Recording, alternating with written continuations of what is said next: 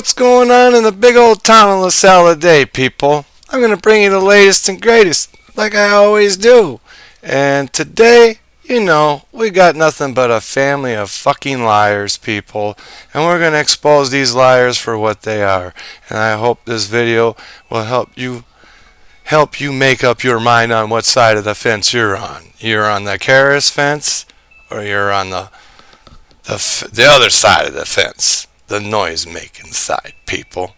We need to get things done around here, so we need to prove these lies, deceit, deception. Family of lies, people. Here we fucking go. That's right, people. Liars place their interest ahead of yours, and this is what Carus Chemical and M&H Zinc have been doing for quite a few years now. If you're tired of the bullshit, please like, share, subscribe, whatever channel I'm on, share it. Share it with the people, because the people need to know and realize that this company is not who they say they are. Mary Hegler Carus. She was one of the greats. She should have probably been a man, but that's just my opinion on that. She was born in 1851, I believe, to 1936. After her father had passed away, she took over the company and she ran the business. Her and her daughter Elizabeth controlled all of M&H Zinc. That doesn't mean that everything's okay, that she's the great, because she's not the great. They've been contaminating our area for many years, and for some reason their name shines like a fucking diamond in this town. And I don't understand how you could create so much pollution to the people, and so many people in your sacrifice zone, and nobody seems to give a shit. Ask yourself that question, people. But we're going to get into something really interesting today. And what we're going to get into is a little bit of, the rules and the regulations. And pointing out one of the biggest fucking lies that we've been told since the first Carus Chemical Town Hall meeting. So hang on to your seat, because I got the vital information that I've been looking for to share with you, to prove to you. Liars are liars, people. Liars are liars. So we all remember that day, 1/11/2023. Today's date is 1/17/2024. We're a little bit over a year. Of the Carus Chemical fire and the bullshit sandwiches we were fed on that day. The lies, deceit, deception, people. Lies, deceit, deception. It's no bullshit. It's no game. It is what it is, and that's what they delivered to us. And I'm going to share it with you. Okay, my purpose of this video is to explain environmental safety to people, so they know exactly what your rights are in your town that you're living in, with all the goodness that these chemical companies and manufacturers put out into our atmosphere. What is environmental safety? The purpose of environmental health and safety is to ensure the safety and physical well-being of the people in both the home and the workplace, achieved by inspections, environmental surveillance, training, hazard chemical management, and plans reviewed. Review plans, people. Review plans. Okay, people, so this starts out with the elements for environmental safety. Planning and implementation. It starts with at the top. Top management support. You need management support, or you're not going to, I don't care what plan you put into play, if management isn't backing you, you're not going to achieve the goals that you're after. You need to identify hazards and assess them. Number 2, what do you have in your place of business that could be detrimental to the people?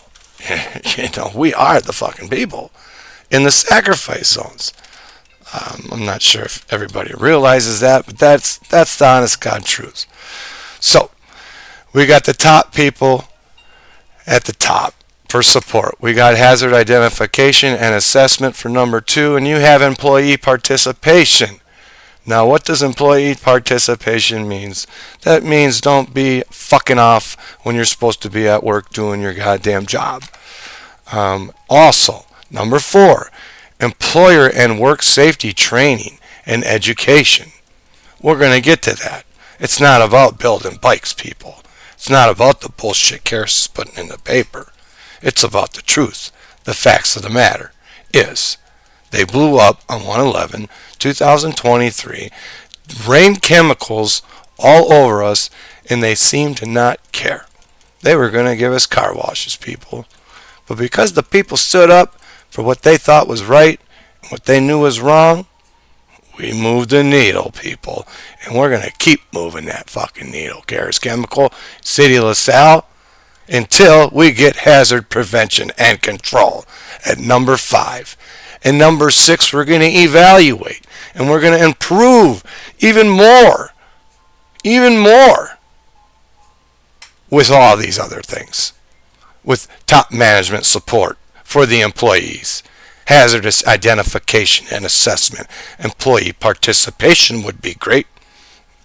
You know, maybe if you gave them some training. Employer and worker safety training and education, hazardous prevention and control, evaluate and improve. Have we gotten any of that from Carus Chemical? I haven't seen it yet.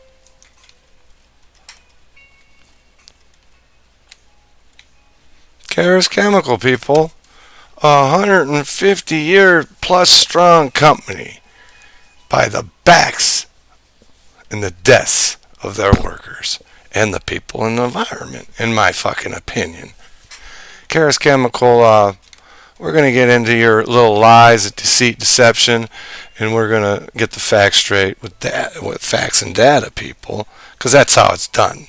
You got to prove these big corporate companies wrong, because if you don't, they will lie and lie and lie and make you believe what ain't real.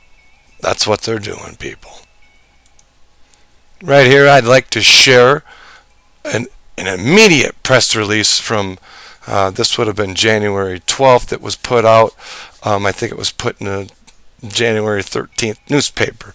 But I got the actual email that was sent to everybody, blah, blah, blah, blah, blah. And we're going to go over this email because it's pretty important for me to point out a few facts in it. But we'll roll with it and see how it goes. 1 year from January, Fire Carus continues to commit to safety in the community. Peru, Illinois. Carus remains thankful for the safe evacuation of its plant during last year's incident, acknowledging the dedication of its team, who diligently followed the emergency response plan, and first responders who arrived quickly with a focus on extinguishing the fire and ensuring everyone's safety. Okay, I'm going to stop right there. We're going to point out a few things right here. They're claiming that they diligently followed the emergency response plan. No, they did not, because they didn't have one, people. In order to have an emergency response plan, it needs to be shared with the fire department, your local emergency management agencies, OSHA, all kinds of fucking people. But I'm going to tell you something. They dropped the ball on it. There was no plan. There was no plan, people. And we'll get to it. And I'm going to tell you why. They're telling you right here that there's emergency plans out there, but we're not allowed as citizens to know what they are. And I'm going to prove you wrong, Carus. I'm going to prove you wrong, you lying sons of bitches. Here we go. Throughout 2023, Carus continually took steps to address community concerns, opened a community hotline to address immediate needs Opened the community hotline, the phone number didn't fucking work 3 times. Not once, but 3 times. And it ended with 666, the fucking Satan's number. How convenient for you to give a number out like that. Bunch of people on the goddamn phone didn't know how to help us. Community town halls focusing on listening to community concerns and acting on them worked along. Okay, here we go. Another lie. Held community town halls. No, they were forced to hold these town halls 5 months after the fire. Because the mayor was getting too much heat in his kitchen, he had to go to Carus and get them to start getting the heat on them to figure out how they were going to stop everybody from fucking talking and speaking the truth about what really went down that day. So here we go. We're going to say some more lies right in the fucking first paragraph. Alongside community members and City of LaSalle officials to ensure response plans are in place by all parties to keep the community safe. A donation. Okay. Work alongside community members. Our community member was one person. One person. Eric Diaz, my neighbor across the street. They would not allow anybody else into that meeting. The other people were the ex-fire chief, who is now the damn building inspector, the person in charge of these emergency plans and making sure you're doing scenarios and worst case stuff, and you dropped the ball. The second guy is the new fire chief, who fucking dropped the ball again.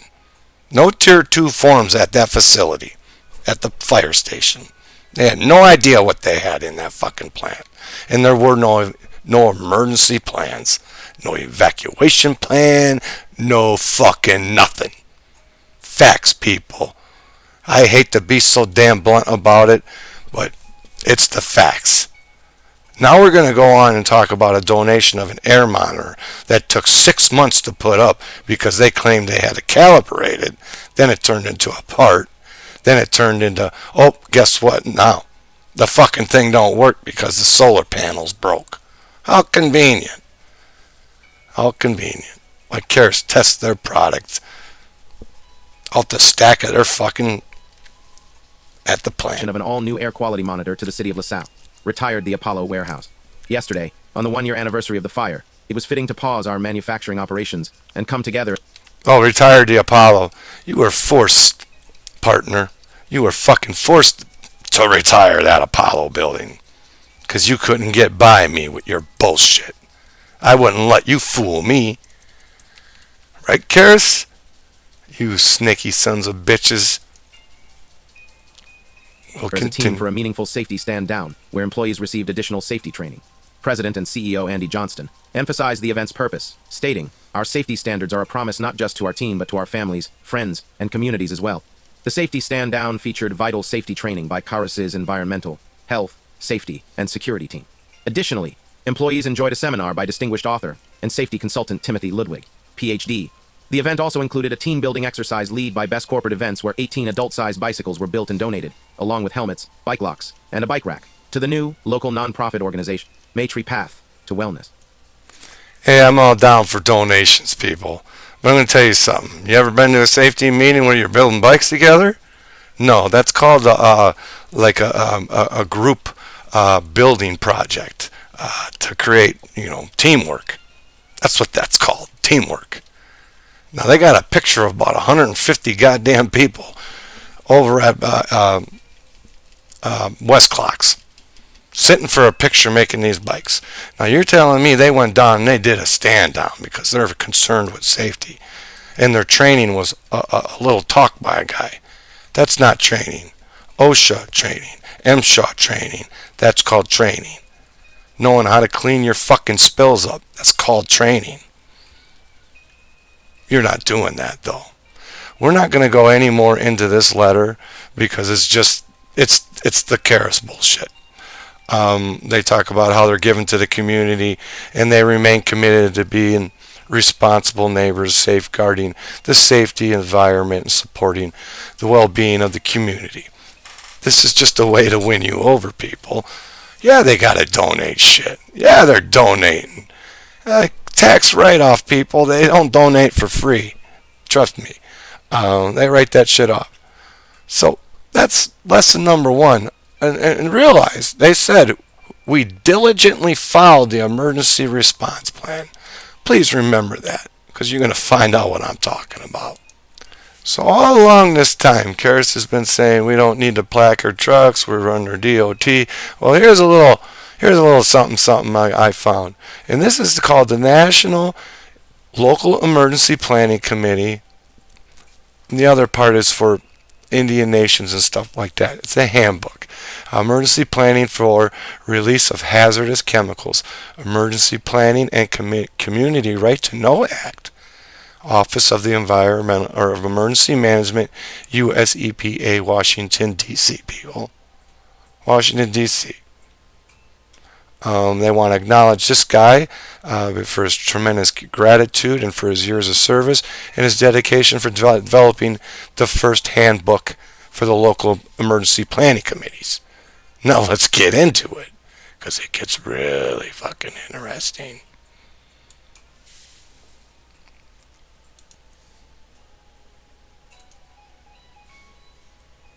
History, purpose, and basic requirements of EPCRA.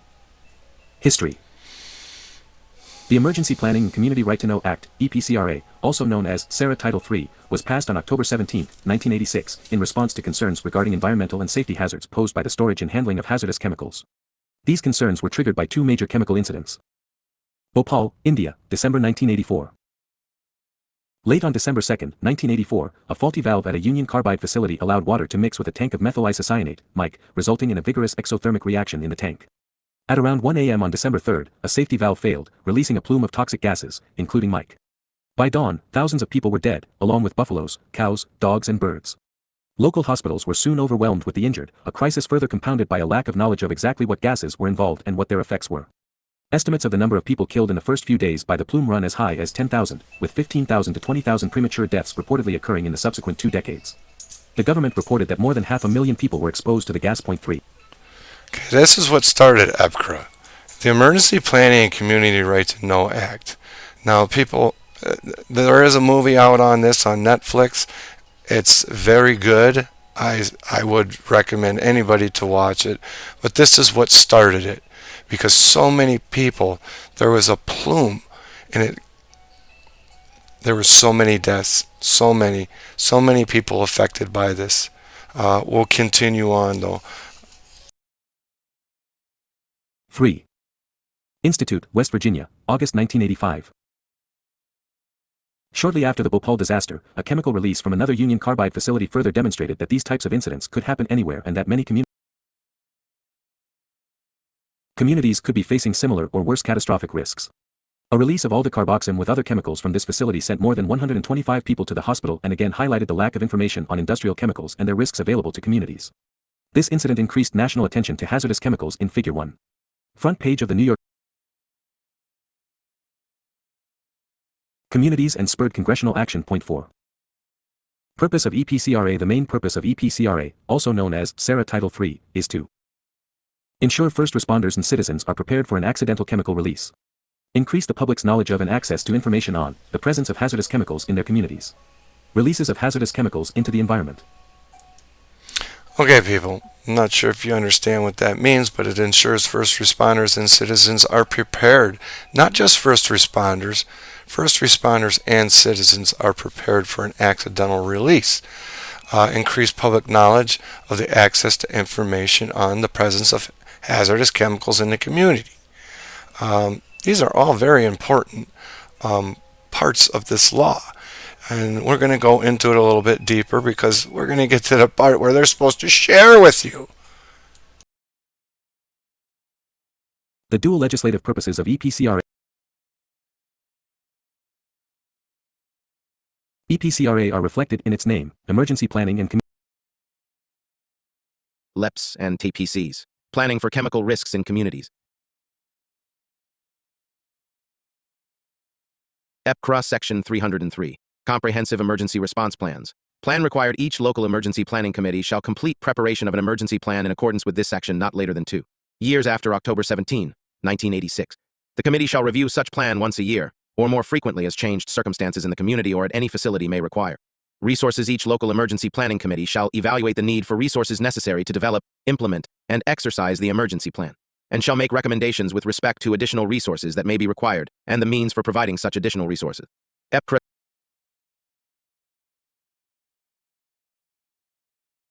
Section 304. Notification. Recipients of notice required under subsection shall be given immediately after the release by the owner or operator of a facility to the Community Emergency Coordinator. For the local emergency planning committees, if established pursuant to Section 11,001 of this title, for any area likely to be affected by the release, and to the State Emergency Response Commission of any state likely to be affected by the release, with respect to transportation of a substance subject to the requirements of this section, or storage incident to such transportation. The notice requirements of this section with respect to a release shall be satisfied by dialing 9111 or, in the absence of an emergency telephone number, calling the operator. Okay, so what they're saying right there, people, is that, they're required, if they have a spill or an environmental discharge, you're supposed to call 911. The day they had any of them spills, they didn't call 911 at all. So I don't know why these laws are put in place, because ain't nobody fucking following them any damn way or enforcing them. Until now. We'll see. We'll see what I can get. We're going to continue. This is the EPCRA section. Facilities. Contents of initial notification.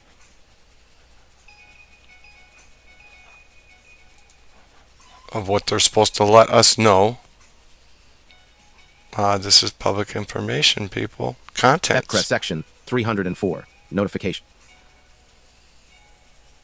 Sorry, the internet's dogging a little bit with my voice here. Contents notice required under subsection shall include each of the following: the chemical name or identity of any substance involved in the release, an indication of whether the substance is on the list referred to in section 302 of this title, an estimate of the quantity of any such substance that was released into the environment, the time and duration of the release, the medium or media into which the release occurred, any known or anticipated acute or chronic health risks associated with the emergency, and, where appropriate, advice regarding medical attention necessary for exposed individuals. Proper precautions to take as a result of the release, including evacuation, unless such information is readily available to the community emergency coordinator pursuant to the emergency plan. The name and telephone number of the person or persons to be contacted for further information. I don't know about you, but seems a little weird to me that none of this shit happened over here and during our fire. They also added and water treatment stuff to this as well, but we're going to go and I'm going to address a couple other things first. Okay, this is where the hospitals and things need to know what's going on, what they hold, what they store, so they know how to treat you when you come in, which EPCRA section 323 I didn't have neither. Local health professionals. TTruth section 323 requires that the written statement of need describe, with written statement of need reasonable details, one or more of the following health needs for the information. To assess exposure of persons living in a local community to the hazards of the written statement of need shall be a statement that describes with reasonable detail. Chemical of concern. One or more of the following health needs for the information. To assess exposure of persons living in a local community to the hazards of the chemical concerned. To conduct or assess sampling to determine exposure levels of various population groups. To conduct or assess sampling to determine exposure levels of various population groups. To conduct periodic medical surveillance of exposed population groups. To conduct periodic medical surveillance of exposed population groups. To provide medical treatment to exposed individuals or population groups. To provide medical treatment to exposed individuals or population groups. To conduct studies to determine the health effects of exposure. To conduct studies to determine the health effects of exposure. To conduct studies to aid in the identification of a chemical that may reasonably be. To conduct studies to aid in the identification of a chemical that may reasonably be anticipated to cause the agreement. Any person obtaining information under subsection or shall, in accordance with such subsection or, be required to agree in a written confidentiality agreement that he will not use the information for any purpose other than the health needs asserted in the statement of need, except as may otherwise be authorized by the terms of the agreement or by the person providing such information. Nothing in this subsection shall preclude the parties to a confidentiality agreement from pursuing any remedies to the extent permitted by law. Okay, this is where it gets good, because this is where Carus Chemical claims that none of this information is available to the public, that it's private. It's private to Carus Chemical and Carus Chemical only. That I've made all this up and I've made them make a committee, and no, there's supposed to be a committee. There's supposed to be people, and they ain't supposed to be Carus fucking trolls coming up with the plans. But listen for yourself, people. But you know what? I'm going to do something special today. I'm going to read this one for you. It says EPCRA Section 324A, Availability to the Public. Each emergency response plan, material safety data sheet, list described in Sections 311A, parentheses 2 of this title, inventory form, toxic release form, and the following emergency notice shall be made available to the general public, consistent with the section of 322 of this title during normal working hours at the location or locations says designated by the administrator, governor, state emergency response commission, or local emergency planning committee, as appropriate, upon request by owner or operator of a facility subjected to requirements sections 312 of this title. The State Emergency Response Commission and the appropriate local emergency planning committee shall withhold and disclose under this section shall disclose under this section the location of any specific chemicals required in 312. Basically what they're saying is they can tell you there's chemicals in there, but for the public, they can't let me know where they're at in the facility. That would be a terrorist threat. People could get that information and use it. But people, it says right here, each emergency response plan available to the public. What's Carus been telling us? That's not for us. We'll know when the time comes. It's bullshit, people. Each local emergency planning committee shall annually publish a notice in local newspapers that the emergency response plan, material safety data sheets, and inventory forms have been submitted under this section. The notice shall state that follow-up emergency notices may subsequently be issued.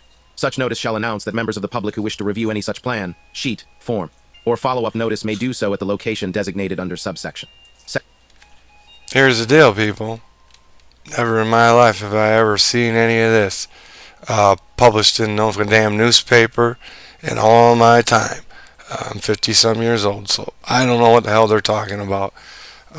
They go on to tell you how you have to bring it to the public. You can put it in a brochure, and there's even enforcement on it. And I'm going to skip over that part because we don't need to let them know that I know about some enforcement shit, people. Yeah, I know. Here you go. Here's a little taste. Cross section 326. Authority to bring civil actions.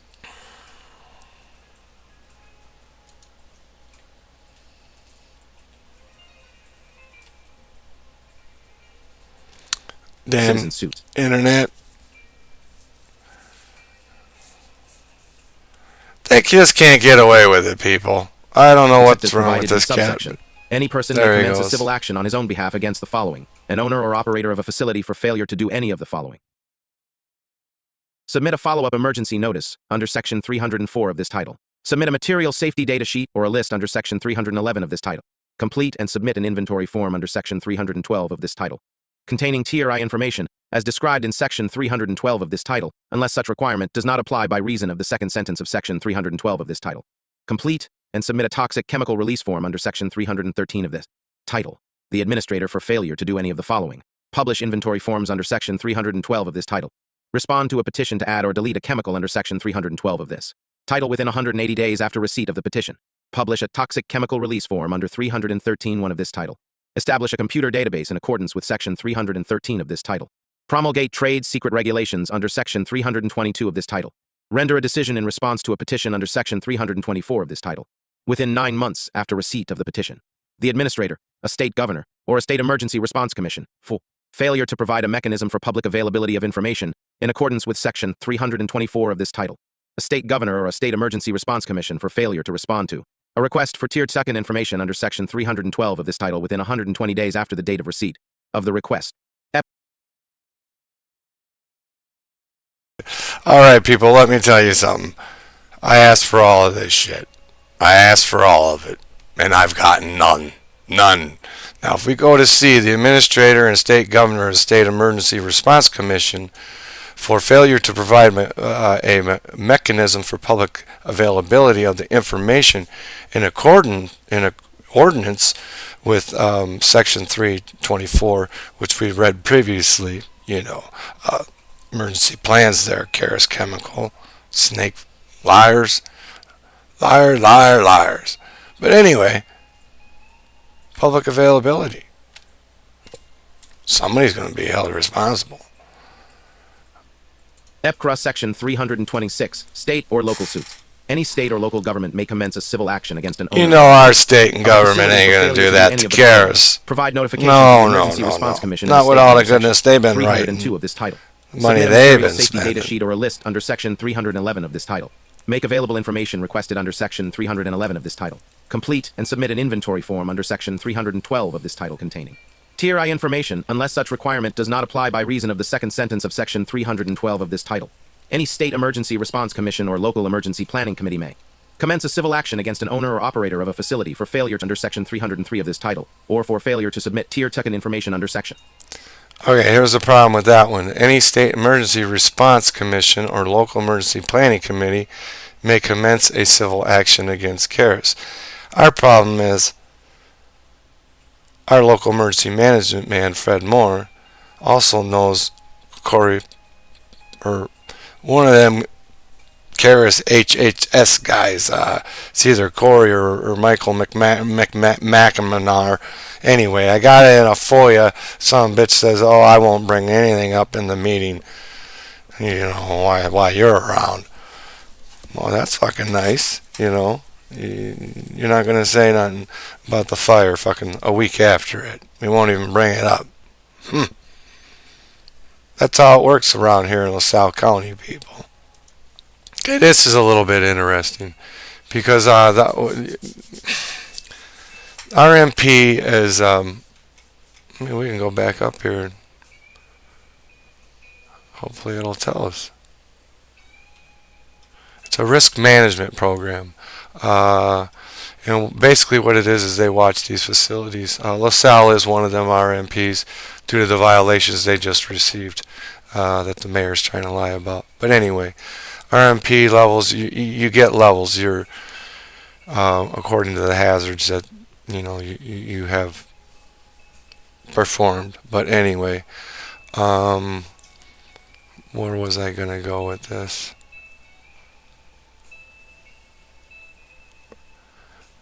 Hang on a minute. EPA conducted a multi-year review of potential improvements to the RMP rule, which culminated in 2019 in a set of enhancements to the emergency response provisions and other changes. These enhancements ensure first responders have access to all necessary safety information and resolve important security concerns. In short, the new requirements include conducting public meetings within 90 days of a qualifying accident with off-site impacts, performing annual coordination activities with local emergency responders, developing emergency response exercise plans and schedules, conducting emergency response notification drills, conducting emergency response tabletop exercises, conducting emergency response field exercises, detail. Okay, this is what they're supposed to be doing. Worst case scenarios, performing drills. That's also in here. I'm not going to drag this out, people. There's fucking hours and hours and pages of this that I'm going to go through just for you. Just for you, Carus Chemical, so I can expose all your lies. And don't think I don't read this shit. And if I don't understand it, I keep fucking reading it. I appreciate everybody that watches. Keep looking out for my videos. Watch my live feeds. I'll entertain you during the fucking half hour, 40-minute fucking discussions we have. Peace out, people. I appreciate every one of you. Like, follow, share, whatever platform I'm on, you do it. Thank you very much. The Jamie Hicks Show.